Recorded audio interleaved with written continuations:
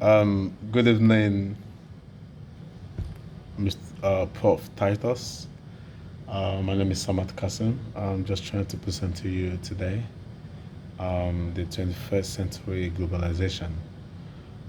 This actual presentation is based on my previous assignments, the report I've done so far, which talk about EV trying to expand or try to internationalize or globalize.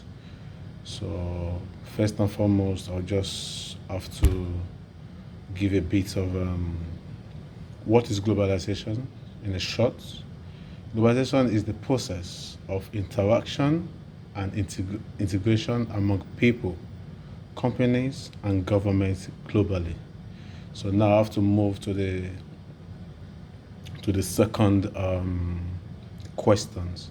And the second questions, based on the assignment, what I've done, I used the I5 level diagram to which talk about the sustainable economic growth, technology, population, environment, and energy supply, and renewable, and so on and so forth, and so on and so forth. But however, I will just talk about what is sustainable economy.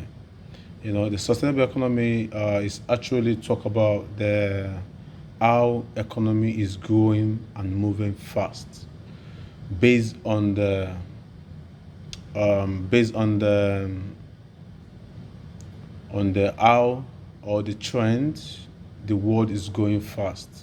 You can see the way we do business in the days is quite different the way they do business now, because of the moving trends, new technology, and so on and so forth. So, however, I have to move on to the if a company is trying to go internationalize, there's some barriers that the company needs to be aware of. So all these things is just basically we're talking about the economic. There's some factors. Let me say there's some factors that economy needs to understand. So if EV is going internationalize as an energy company, it needs to understand that the country is going to, there will be an economic factor, there will be a political factor, there will be a cultural differences and social, technological, ecological, financial, and legal. But in my assignment, I basically focus on three things, which the economic, political, and cultural and social. So what is my findings all about? I'll talk about the challenges, the strategic and opportunity that lies for the two countries that I've chosen. So the two countries I've chosen Denmark and I choose Kenya. So I look some factors before a company can go internationalize. It needs to understand some factors. For example, the ease of doing business in Denmark. I try to check the index. So this index for Denmark shows that Denmark is on third, and then Kenya is on 92. And then I look at the corruption index as well from both countries, because EV needs to understand how corruptible this country is before they can be able to set their business in this environment. So we talk about the corruption index, for Denmark it's ranked first out of 168, and in Kenya it was ranked 144 out of 180. I talk about the corporate tax, because if EV is going abroad, the corporate tax is one of the most important that give a pull or push factors for a company to invest in international or to globalize countries. So they need to look at the corporate tax, if how much tax they'll be paying yearly, if this worth their investment, and EV can be able to make a decision. But however, I found that in Denmark, the tax rate in Denmark is 23.5, and then in Kenya it's a bit high, which is 37.5%. Then I look at the Gini index factors. You know what the Gini index is all about? Is it shows the distance between the rich and the poor. But we can from my research, Denmark was on 28% and Kenya was 48.5%. And I look into population.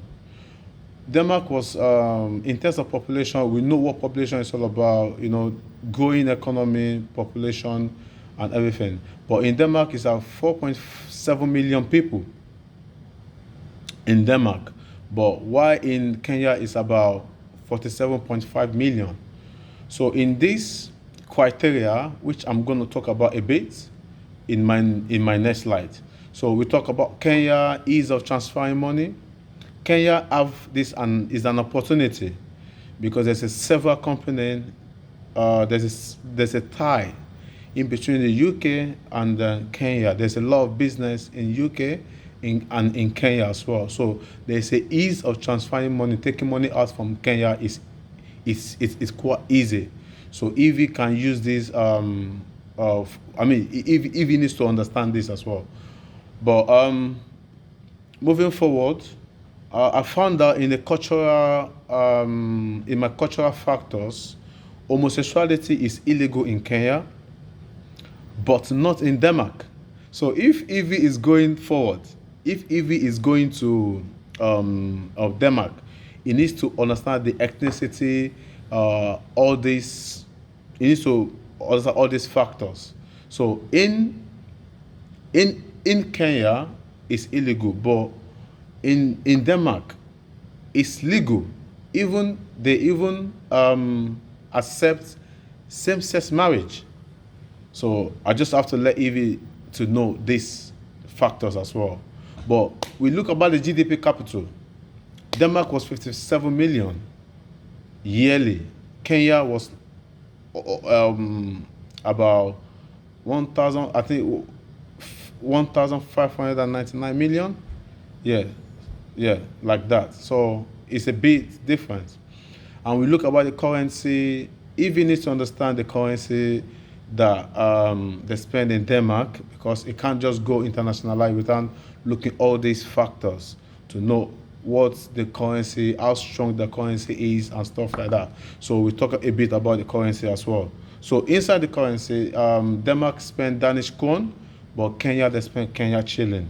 The type of government in both countries, firstly in Denmark was performing a parliamentary constitutional monarchy, and the Kenya, it was a presidential republic. Then I'll be talking a bit on ethical and sustainability activities. EV needs to understand that business expansion should adopt a proper ethical and sustainability concept by not compromising the needs of the future generation. So the issue of sustainability needs to be at first in to show in their value that they are sustainable company, they are very relevant company. Either because the kind of business they're doing, energy business, we know how energy business is causing a lot of emissions, a lot of issue of climate change and stuff like that. So for them being sustainable, it will be very good for them. Either they investing in Kenya or in Denmark. And again, we need to look up about the gender equality as well. There needs to be more ethical in this area. Environmental issues, social and cultural value, it needs to be at the utmost value.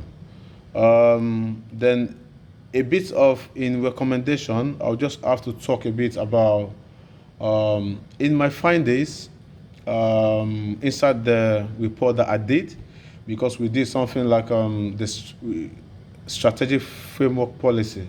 I recommend two different policy, which ones talk about the Driscoll 1995 framework, and then which this framework will give EV an advantage to explore to consider so many factors before making that decision. And even they make that decision, they will always be in a safe side. Same thing as Donny framework. Donny framework is very good as well because this one talk about the OLI, and we did this in class as well. The OLI, it talks about the ownership and location. Yeah. The L talk about the advantage of internationalizing because there's always be a benefit, there'll always be an advantage for you internationalize. And then a bit of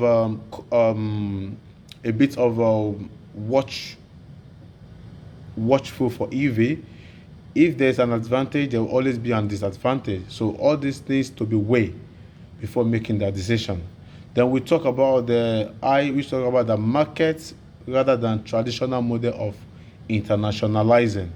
And then in my recommendation, because I talk about the model of internationalizing, I personally in that report, I nullified the export because as EV is an energy company, so we're going out there by using two concepts.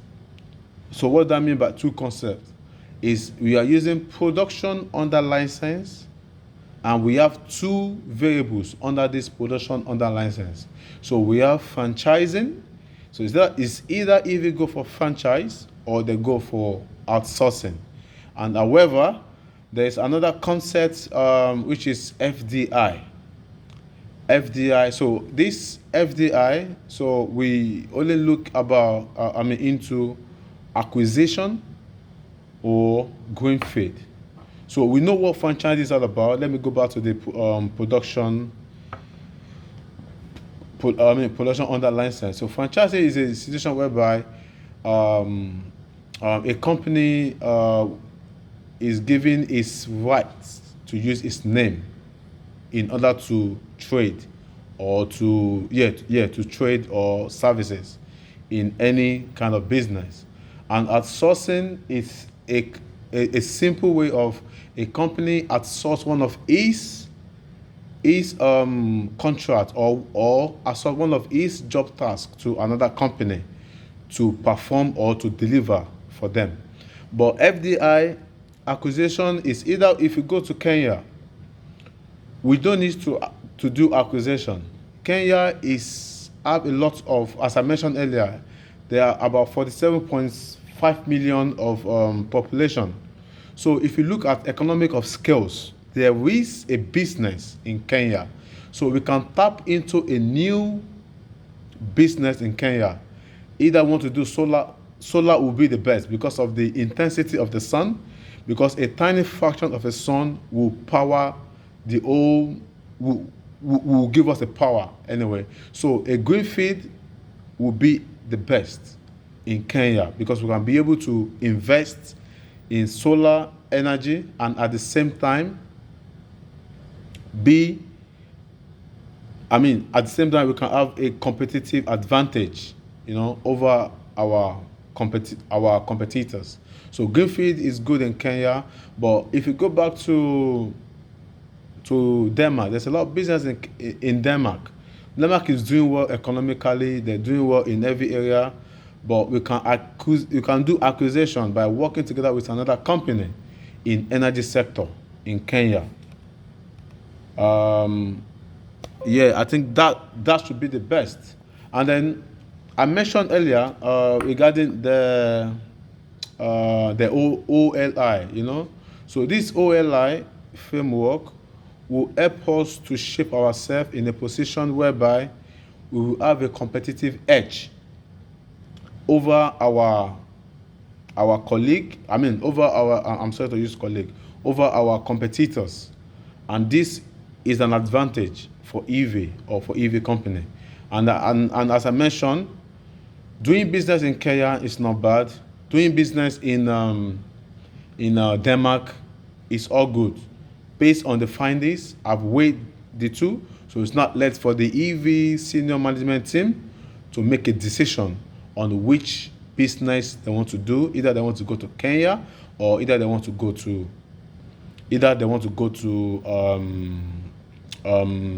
Denmark.